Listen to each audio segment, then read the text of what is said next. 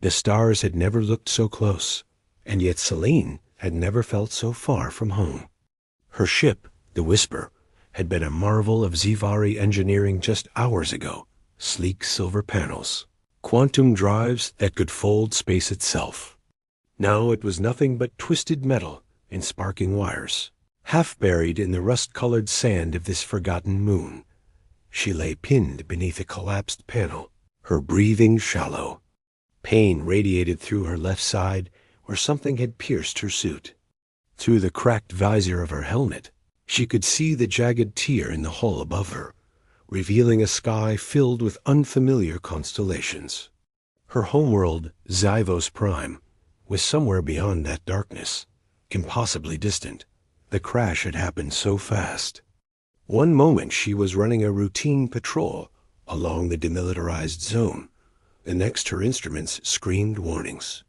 An old human mine had detonated leftover ordnance from the territorial disputes decades ago. Her shields had failed. The ship had spiraled. And now she was here, alone, possibly dying. Selene tried to move her legs. The left one responded weakly. The right one sent lightning bolts of agony through her body. She bit back a cry, her sharp Zivari teeth cutting into her lower lip. Her people prided themselves on endurance, on never showing weakness. But there was no one here to see her tears.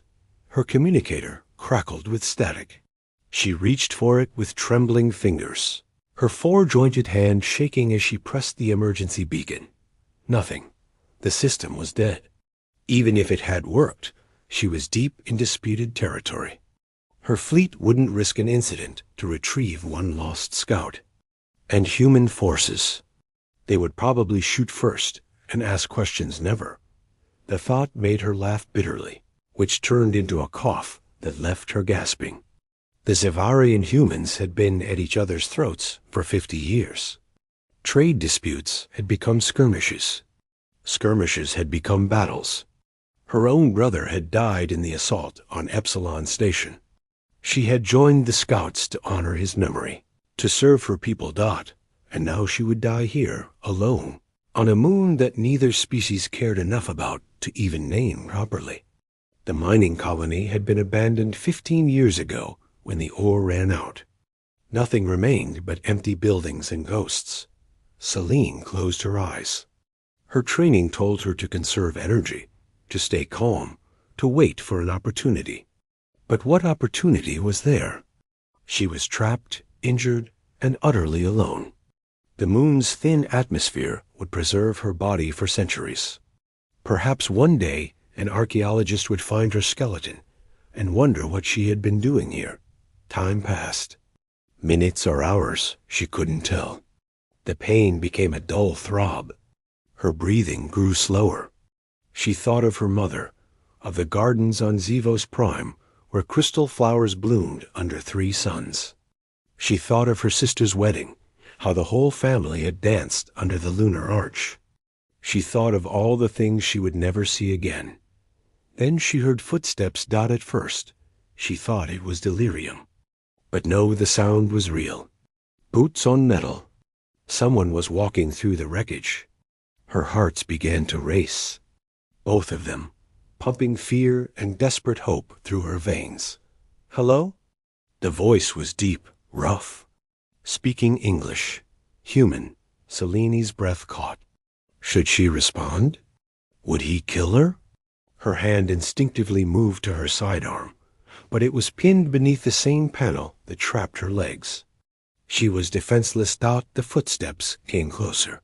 She could hear him moving debris, muttering to himself. Then suddenly his face appeared above her, looking down through the torn hull. He was human, that much was obvious. Darker skin, brown eyes wide with surprise.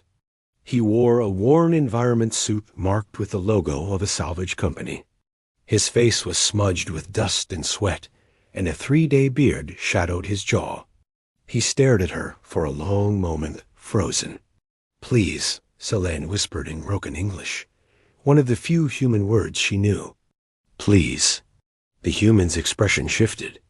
She expected hatred, violence, the same anger she'd been trained to expect from his kind. Instead, his face softened with something that looked almost like compassion. "Hold on," he said, his voice gentler now. "Just hold on." He disappeared from view. Celine heard him moving around the wreckage, searching for something. Minutes passed. She wondered if he had left her, if that moment of kindness had been a hallucination. Then he was back, carrying a plasma cutter and a portable jack. "This is going to be loud," he said, though she barely understood the words. "Cover your ears if you can." The plasma cutter screamed to life. Bright blue light filled the cabin as he worked, carefully cutting away the panel that pinned her. The heat made her wince, but she didn't move. She watched him work, this stranger, this enemy, who was trying to save her life. Finally, with a groan of stressed metal, the panel came free. He tossed it aside and climbed down into the wreckage beside her. Up close, she could see he was young, maybe 30 in human years. His hands were calloused and strong as he gently examined her injuries. "My name is Marcus," he said slowly, pointing to himself. "Marcus." "Celine," she managed, her voice barely a whisper. He nodded, a small smile touching his lips. Then he looked at her leg, and his smile faded. She followed his gaze and saw what he saw, the metal shard protruding from her thigh, the purple-blue blood soaking her suit. His hands hovered uncertainly, afraid to touch. "I need to get you out of here," he said. "There's a shelter. Old mining quarters. I can treat you there. But this is going to hurt." Celine understood the tone, if not all the words. She nodded. Marcus carefully slid his arms beneath her, one under her shoulders, one under her knees. He lifted slowly, and Celine bit back a scream as her injured leg shifted. Tears streamed down her face, but she didn't make a sound. "I've got you," Marcus murmured, holding her close to his chest. "I've got you." As he carried her out of the wreckage and across the barren landscape, Celine's head rested against his shoulder. Through her fading consciousness, one thought crystallized. Why was this human helping her? They were enemies. His kind had killed her brother. Her kind had destroyed his colonies. And yet, his heartbeat was steady against her ear, strong and reassuring. His arms held her carefully, as if she were something precious rather than something to be feared. The last thing she saw before darkness claimed her was his face, determined and focused, as he carried her toward whatever shelter he had promised. In that moment, Celine realized that everything she had been taught about humans might be wrong. Or perhaps, she thought as consciousness slipped away, this one human was different. Either way, her life was in his hands now. Celine woke to the smell of disinfectant and rust. Her body ached everywhere, a deep throbbing pain that pulsed with each heartbeat. She tried to move and gasped as agony shot through her right leg. "Easy, easy," a voice said. That human voice. Marcus. Her eyes focused slowly. She was lying on a makeshift bed, actually several old mining cots pushed together and covered with thermal blankets. The room around her was small, concrete walls lined with old lockers and storage units. A single flickering light panel provided dim illumination. Through a cracked window, she could see the moon's desolate landscape bathed in the eerie glow of the gas giant it orbited. Marcus sat beside her on a metal stool, his face creased with concern. He had removed his helmet, and she could see him. Clearly now strong features, kind eyes, a scar cutting through his left eyebrow. His dark hair was cropped short, practical. He held a medical scanner in his hand, something clearly scavenged and modified. "You've been out for 6 hours," he said slowly, watching her face to see if she understood. "I did what I could for your leg. Removed the shard, sealed the wound with biofoam. You'll live, but you won't be running any marathon soon." Celine understood perhaps half the words, but his tone conveyed the meaning. She looked down at her leg, now wrapped in layers of bandaging. The pain was still there, but duller now, manageable. "Thank you," she whispered in English, the words clumsy on her tongue. Marcus smiled, and something warm flickered in Celine's chest. She had never seen a human smile before, not in person. In all the propaganda vids, all the training simulations, humans were always depicted as cruel, violent, savage. But this smile was gentle, almost shy. "You're welcome," he said. Then, pointing to himself, "Marcus." He pointed to her, Celine. She nodded. He remembered her name. He reached for something beside him, a tablet with a translation program. The screen flickered to life, and he typed something. A robotic voice spoke in Zivari. "I am salvage worker, alone here. Ship comes in 3 days." Celine's eyes widened. 3 days. She tried to sit up, panic rising. 3 days with a human. What if his people came early? What if her people tracked her signal? What if— Hey, Marcus said gently, placing a hand on her shoulder. The touch startled her warm through the thin medical gown he must have changed her into. Her flight suit was gone, folded neatly on a nearby chair, cleaned of blood. "You're safe, I promise," he typed again. "Storm coming, radiation. Must stay inside, both of us." As if to punctuate his words, a warning klaxon began to wail in the distance. Through the window, Celine saw the sky darkening, turning an ominous purple-green. The radiation storms this moon was famous for. She had read about them in the mission briefing. They could last for days, stripping flesh from bone if you were caught outside. They were trapped here. Together, Marcus stood and moved to the window, checking the storm shutters. Celine watched him move, efficient, practiced. He had done this before. "How long have you been here?" she asked in Zivari, knowing he wouldn't understand, but needing to speak. He glanced back at her, confused. She pointed to him, then around the room, then held up her fingers in question. Understanding dawned on his face. He held up both hands, flashing 10 fingers twice, then 3 more. 23 days? Weeks? She wasn't sure. He typed into the tablet. 23 days, contract work. Salvaging old equipment. Lonely job. Lonely. She understood that word. She was lonely, too. Had been even before the crash. Her sister had bonded with her mate. Her mother wanted her to do the same, to settle down, to give up the scouts. But Celine had never found anyone who understood her, who saw past the uniform to the woman underneath. The storm hit suddenly. The building shook as winds screamed outside. The lights flickered and died, plunging them into darkness. Emergency lighting kicked in, bathing everything in a red glow. Marcus moved quickly, lighting chemical glow sticks and placing them around the room. Then he dragged his own cot closer to hers. Not too close, she noticed.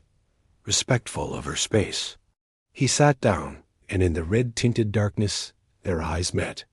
For a long moment, neither spoke. The storm raged outside, rattling the shutters. Inside, the silence stretched between them like a living thing. Finally, Marcus picked up the tablet. "Tell me about home." Celine blinked. Of all the things he could have asked, she hadn't expected that. She took the tablet with shaking hands and slowly typed, her fingers awkward on the human interface. 3 sons. Crystal gardens, family, music. Marcus read it and smiled. Sounds beautiful. He typed, Earth, 1 son, oceans, mountains, used to surf. Surf? She typed . He laughed and tried to mime it standing, balancing, pretending to ride waves. The image was so absurd, so charming, that Celine found herself laughing too. The sound startled her. When was the last time she had laughed? They spent hours like that, trading words and stories through the tablet. Marcus told her about growing up in a coastal city, about his mother who taught literature, about his father who had died in the war. That last part made them both fall silent. "I'm sorry," Selene typed. "My brother, too. Epsilon Station." Marcus nodded slowly. "I'm sorry, too." The weight of all those deaths hung between them. All the hatred, all the violence, all the years of conflict. And yet here they were, enemy and enemy, sharing stories in the red glow of emergency lights, while the storm tried to kill them both. "Why did you save me?" Selene typed finally. Marcus stared at the question for a long time. Then he typed slowly. "Because you asked for help. Because you were hurt. Because, I don't know. It felt right. Your people would be angry. Probably." "Would yours?" "Yes. They would call me weak, compromised." Marcus set down the tablet and looked at her directly. In the red light, his face was serious. "You're not weak. You survived a crash. You're fighting through pain. That's strength." Something in Selene's chest tightened. No one had ever spoken to her like that before. In Zivari culture, strength meant never showing pain, never admitting fear. But Marcus saw her tears, her vulnerability, and called it strength anyway. The storm outside grew worse. The building creaked and groaned. Dust fell from the ceiling. Marcus checked the structural monitors, his face tightening with concern. "How bad?" Selene asked, not needing the tablet for those simple words. "Bad," he admitted. "This shelter is old, but it'll hold." He said it with more confidence than his expression suggested. The hours crawled by. They took turns sleeping or trying to. Every time Selene closed her eyes, she saw the crash again, felt the impact, heard the screaming alarms. She would jerk awake, gasping, and find Marcus watching her with worried eyes. "Nightmare?" he asked once. She nodded. He hesitated, then slowly reached out and took her hand. His hand was so different from hers. 5 fingers instead of 4, thicker, warmer. But the gesture was universal. Comfort, connection. "You're safe," he said softly. "I'm here." Selene should have pulled away. This was improper, dangerous. He was human, the enemy. But his hand was warm and solid, and she was so very tired of being alone. She squeezed back. They fell asleep like that, hands clasped between their cots, while the storm raged and the red lights cast long shadows on the walls. The storm lasted 3 days, just as Marcus had predicted. 3 days trapped in a concrete shelter with failing power, dwindling supplies, and each other. On the 2nd day, Selene's fever broke. The infection from her wound had spread despite Marcus's treatment, and she spent 18 hours shivering and delirious. Marcus never left her side. He cooled her forehead with damp cloths, forced water between her lips, and spoke to her constantly in that low, gentle voice. In her delirium, Selene dreamed. She dreamed of home, of crystal gardens and 3 sons. But she also dreamed of Marcus's hands, his voice, his smile. When she finally woke, clear-headed but weak, she found him asleep on the stool beside her bed, his head resting on his folded arms near her shoulder. He had dark circles under his eyes. How long had he stayed awake watching over her? She reached out slowly, hesitantly, and touched his hair. It was soft, curly at the ends, so different from Zivari hair, which was straight and silver. Her fingers traced down to his face, along the curve of his jaw. Marcus stirred and woke. Their eyes met, and for a moment neither moved. Her hand was still touching his face. "You're awake," he said, his voice rough with sleep. "Thank God, I thought—" He stopped, swallowed hard. "I thought I was going to lose you." The raw emotion in his voice made Selene's heart skip. "You stayed," she whispered. "Of course I stayed." "Why?" Marcus sat up, but he didn't pull away from her touch. Instead, he covered her hand with his own, pressing it against his cheek. "I think you know why." And she did. Somewhere in the past 2 days, something had shifted between them. What had started as simple compassion had deepened into something else. Something neither of them had words for, in any language. "This is impossible," Celine said. "I know. My people, your people, I know. We're enemies, are we?" Marcus asked softly. His eyes searched hers. "Right now, in this moment, are we really enemies?" Celine didn't have an answer. Or maybe she did, but she was afraid to say it out loud. The tablet lay between them. Marcus picked it up and typed, "I don't see an enemy when I look at you. I see someone brave, someone beautiful, someone I want to know." Celine's hands trembled as she took the tablet. She stared at the words, reading them again and again. Beautiful. No one had ever called her beautiful. Saivari valued strength, skill, honor. Beauty was frivolous, unimportant, but the way Marcus looked at her made her feel beautiful. She typed slowly, "I see you too. Not human, not enemy, just ... Marcus." He smiled, and it transformed his whole face.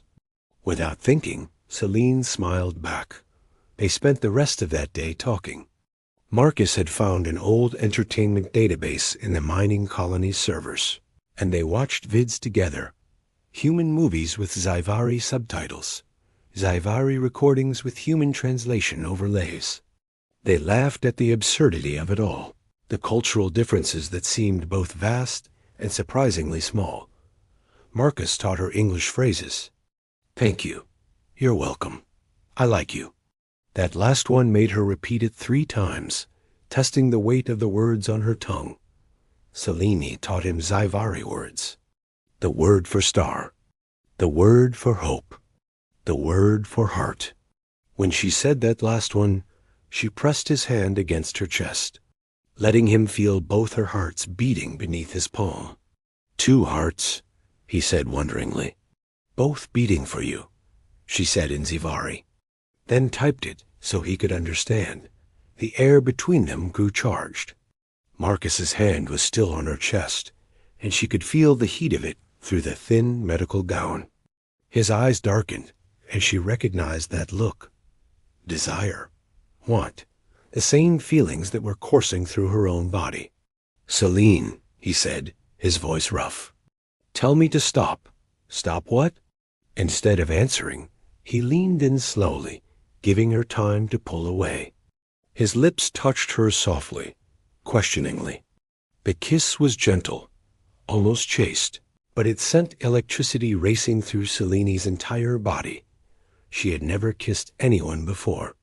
Saivari bonding was different, more formal. But this felt right in a way she couldn't explain. When they finally pulled apart, both were breathing hard. "I'm sorry," Marcus said. "I shouldn't have." Celine grabbed his shirt and pulled him back, kissing him harder this time. She poured everything into that kiss, her fear, her loneliness, her desperate hope that maybe, just maybe, this could be real. Marcus responded with equal intensity, his hands tangling in her silver hair. They kissed like they were drowning, and the other was air, like the storm outside was nothing compared to the storm building between them. When they finally broke apart, Marcus rested his forehead against hers. "This is crazy," he whispered. "Yes." Celine agreed. "We barely know each other." "Yes." "You're still injured." "Yes, but I'm falling for you." Celine pulled back to look at him properly. His eyes were honest, vulnerable. She typed into the tablet with shaking hands, "I'm falling too. I'm terrified." "Me too," Marcus said. "But maybe that's okay." They spent the rest of the day wrapped in each other's arms, talking and kissing, and simply being together. Marcus was careful of her injuries, never pushing too far. But the intimacy between them grew with every passing hour. On the 3rd day, the storm finally broke. Sunlight, or rather, the reflected light from the gas giant, streamed through the cracks in the shutters. Marcus opened them slowly, revealing a landscape transformed. The red sand had been scoured clean, revealing ancient bedrock beneath. The sky was clear. "It's beautiful," Celine said in careful English. "You're beautiful," Marcus replied. She blushed, her skin darkening to a deeper violet. Marcus laughed and kissed her forehead. Then the radio crackled to life. They both froze. Marcus moved to the communications panel, and Celine's heart sank as she heard the language. Human, military. His rescue was here. Marcus listened, his face growing grim. He picked up the transmitter, but didn't respond yet. Instead, he turned to Celine. "They're landing in 2 hours," he said.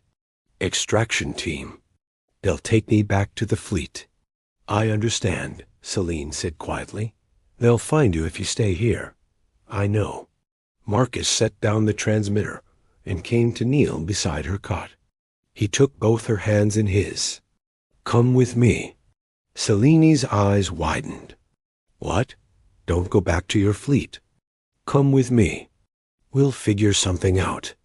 There are neutral zones, independent stations, places where, Marcus, that's desertion. For both of us. I don't care.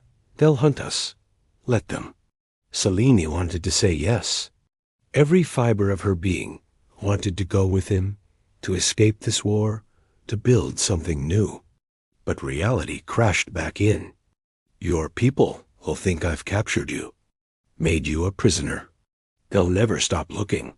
Marcus stood abruptly and paced the room, his hands clenched into fists. "There has to be a way." Before Celine could answer, another signal came through. This time, the language was Zivari. Her rescue team, responding to the beacon her ship had automatically sent before it died. They looked at each other across the small room, and Celine saw her own heartbreak reflected in Marcus's eyes. "How long?" she asked. He checked his scanner. "Both teams will be here within the hour. Mine from the north, yours from the south. 60 minutes. That was all they had left.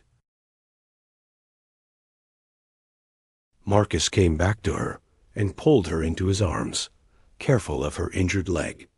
Celine clung to him, memorizing the feel of his body against hers, the sound of his heartbeat, the smell of him. "I don't want to let you go," he whispered into her hair. "I don't want to go," she whispered back. They stood like that, holding each other as the minutes ticked away. Outside, they could hear the distant sound of engines. The rescue teams were close. Marcus pulled back and cupped her face in his hands. "Listen to me. This isn't over. I'll find you. I swear on everything I have. I will find you." "How?" Celine asked, tears streaming down her face. "The war, our people, I don't care about the war. I care about you." He kissed her fiercely. "Promise me you'll wait. Promise me you won't give up on this." "I promise," Celine said. "But Marcus, be realistic. We may never—" "Don't," he said. "Don't say it. Just promise me. I promise." He pulled something from his pocket, a small piece of metal, twisted and scorched. A piece of her ship. He pressed it into her hand. "To remember me by." Celine reached up and unclasped the chain around her neck.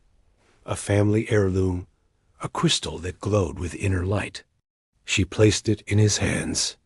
"To find me by. It's keyed to my biosignature. If you ever get close enough, it will glow brighter."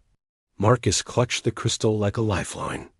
"I'll find you, Celine, even if it takes years. Even if I have to search every star in the galaxy. I'll be waiting," she promised. The sound of engines grew louder. They had maybe 5 minutes now. Marcus helped her to the door. He had fashioned a crude crutch for her, and she leaned on it heavily. Her legs screamed in protest, but she refused to show weakness. Not now. They stood in the doorway, watching as 2 ships approached from opposite directions. Human military transport from the north. Zivari's scout vessel from the south. "This is insane," Celine said, laughing through her tears. "We just met. 3 days ago, we were enemies." 3 days ago, I hadn't met you yet, Marcus said. "Now I have, and everything is different." The ships landed simultaneously, kicking up clouds of red dust. Hatches opened. Figures emerged, humans in combat armor on one side, Zavari in flight suits on the other.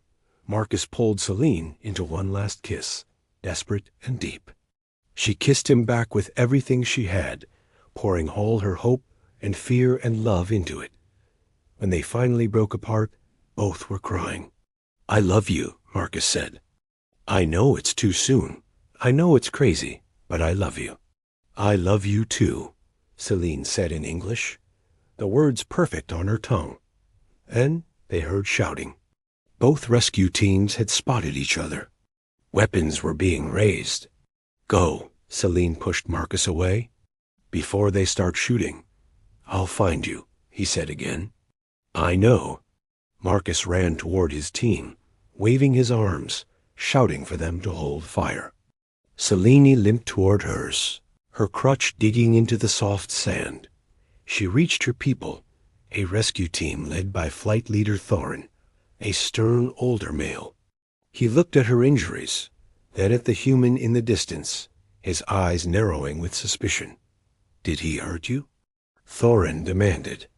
"No," Celine said firmly. "He saved me. A human?" "Yes, a human."